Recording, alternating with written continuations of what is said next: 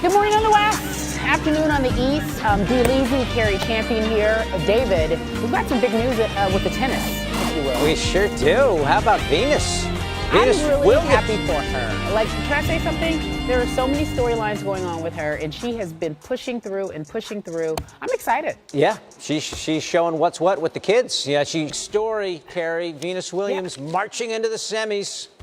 Okay, so she showed the kids what was what. You just said that. I love that. But just think about this, and we talked about it last week about the accident where she was involved in, and someone was, as a result, died, and she was so sad about it and so broken. And in my mind, I thought, gosh, this has to be so heavy. What a weight on her. She can't press through Wimbledon with all of this on her mind. And then, for whatever reasons, maybe she found solace in her love of tennis, and that's been able to keep her afloat.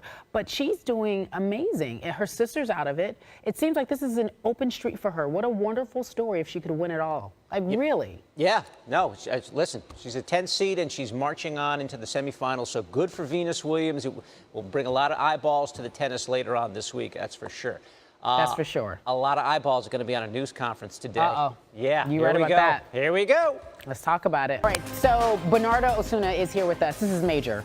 Huge. Huge. I'm not talking about the fight. I'm talking about you being here on Coast to Coast. Oh, well, thank you for the invitation. I'm proud to be here. So I want to talk about this press conference. I thought it was interesting because later on today, there will be, around 12:30? What time does this press conference start? With this press tour, if you will? Well, they'll be opening the doors for the media at 12. To face trash talk. Who will be the better trash talker?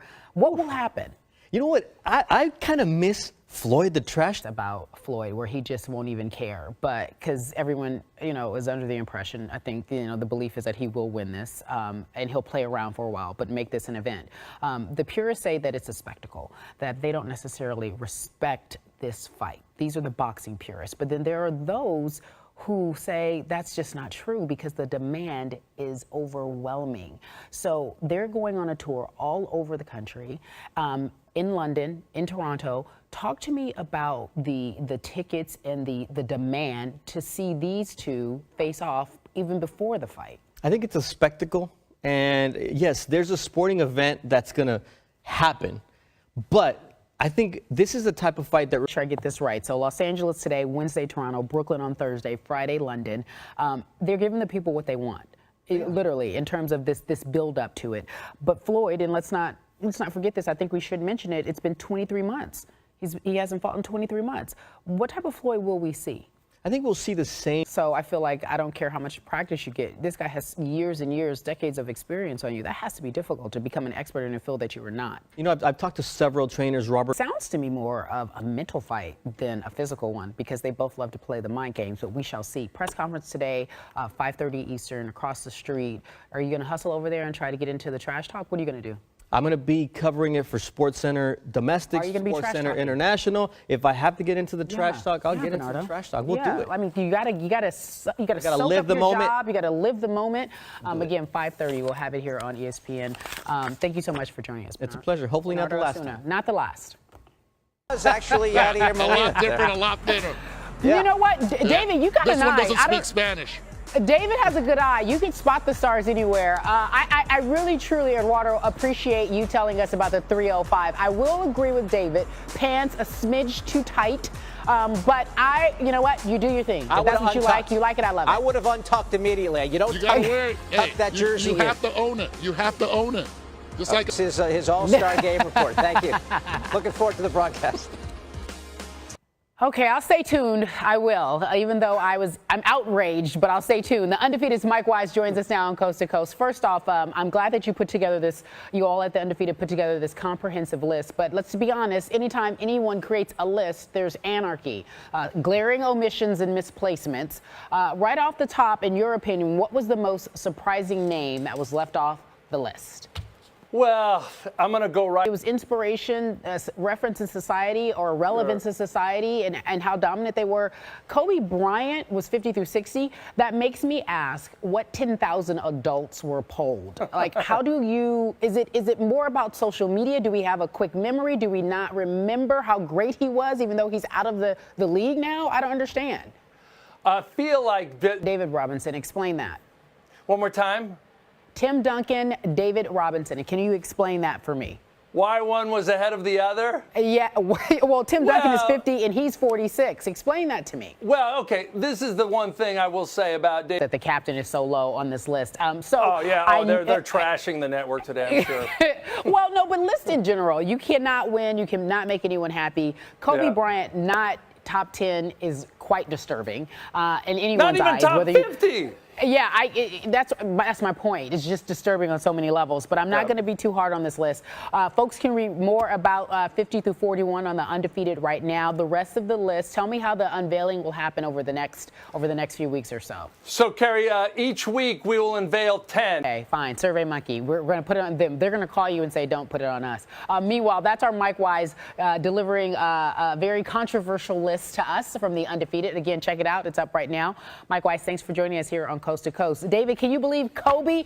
David, thanks for that. Meanwhile, the WNBA All-Star Game from Seattle is just 11 days away. Saturday, July 22nd on the sister station, ABC. And for the first time ever, the fans were joined by the players and the media in selecting the starters for the game. So right now here on Coast to Coast, we will unveil the list. Drum roll, please. Oh, there's a drum roll. Bring you the lady who's in charge. WNBA President Lisa Borders joins us now from Atlanta. Lisa, Seattle will host its first All-Star game, as I mentioned, on July 22nd. Talk to me about the atmosphere and what you expect to see there. You know, Cari, it's Starters, as we're looking at the list, in the East, talk to me about the matchup. We'll do some X's and O's here with you, Lisa. The matchup against the starting lineup of all the vets in the West. you know, To it. It'll be a great game. I have to mention this because maybe you can walk me through it. The reigning Rookie of the Year, the 2016 MVP, and also the current WNBA leading scorer, they're not on the starting lineup. Is that more about the new process of how the selections were made, or is it because there's just more power in the West? you know what I Back the three-point shooting competition and choosing to donate $10,000 to a charity of the winner's choice in support of her work in the community. Tell me more about that. Why was that decision made? So what we wanted, Because you're right, we should see that other side and obviously more personality and understanding who the players are, because there's more to them as well. I must mention this, Lisa. Last year's finals considered one of the most exciting in WNBA history. By comparison, because we like to compare, talk to me about this season as opposed to last season. We're moving forward, we're doing more. that's right, we're moving forward. Corner, as mentioned, and I do want to talk to you about this, Lisa. I want to make sure I get this right. July 22nd, ABC, Seattle. You'll be there. The place is rocking. People should come out, correct? Absolutely, Cari. We invite any and everybody to come to Key Arena, and certainly if they can't be in Seattle, to watch it on your sister network, ABC. All right, we got it. Lisa Borders, you so much. We president appreciate of the you. WNBA. Thank you. I appreciate you for joining us. David, I also Happened to us all. Let's bring in Paul Feinbaum. Serious question here now, Paul. If you are the recipient of an inadvertent call, a butt dial, how long will you listen in before you decide I should probably hang this up? good question, David. Well, Cari has done it to me in the middle of the night, and she didn't know that I was listening the rest of the night. Oh, that's it. Now you went way too far with that answer. Cari, would you care I'm to not respond? Here. I'm not Kara's here. ducking I'm camera two not- there. No, I can't wait, David. Seriously, I listen way too long. It's inappropriate. I'm looking for juice and trouble. I know. Paul, I do want to ask you this: what's a double veggie bowl from Chipotle? I mean, So your transition, Cari, we're done with you. You got to get I'm off. out. We're going to talk. So our Ramona Shelburne joins us now to talk Lonzo Ball. Summer League, he's the buzz. I really believe that everyone's focused on Summer League because of him. So your overall assessment of Lonzo Ball? Well, look, I mean, I was there watching the first couple games, and I saw what you saw. Not in shape at 19 years There's a old. difference What do you between mean? okay, first of all, he hadn't played a game since March. Okay. So remember that. Sure. And the first game, he looked super. There has been, and you corrected me during the break, I feel as if there's we haven't managed our expectations because of his father, but we keep forgetting that the kid is humble and he hasn't been the one doing all the talking. right. It's been his dad. And so I don't think it's fair that we judge him so heavily, or his peers do, because of what his father has said. Yeah, and that's what.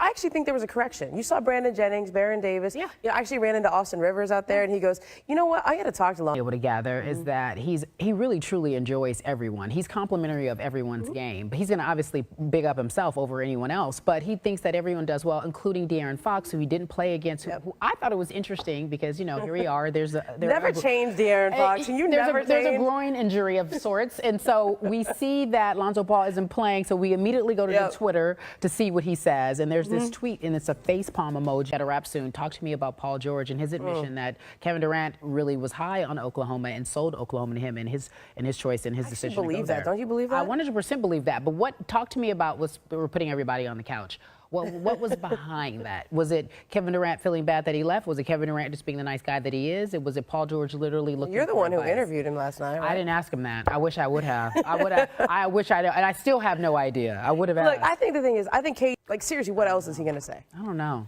I think there's more to this story. I think there's more to this story. I think as the season unfolds and he starts to play with Russ, we'll see more, hear more. There's more to our story. Can you stick around for top 5 and be our judge? For you, yeah. Can you vote for me and not David? Probably. Yeah, okay. I'm here. Yeah. Kidding, David. No, I mean, it's. Want to miss? What? This top 5 beatdown I'm about to give you. Yeah, well, I heard there was a little collusion between you and Ramona there going into the last break. I know. She's probably, yeah, you're right. I tried. I don't think she's going to vote for me. This top 5 has been invalidated anyway. So here we go. We're just going to go through the paces here. So our top 5 is crossover athletes because of Peyton Manning hosting the ESPYs. So athletes who have gone on to 30 seconds in the show, Ramona. Take your time. Oh man, but you look like Venus Williams in that picture, Carrie. That's what, you know. And that one that they have there. David there. Yes. I like that Esther Williams one. Thank you. I do. I think that's the big winner right there. Nice, Ramona.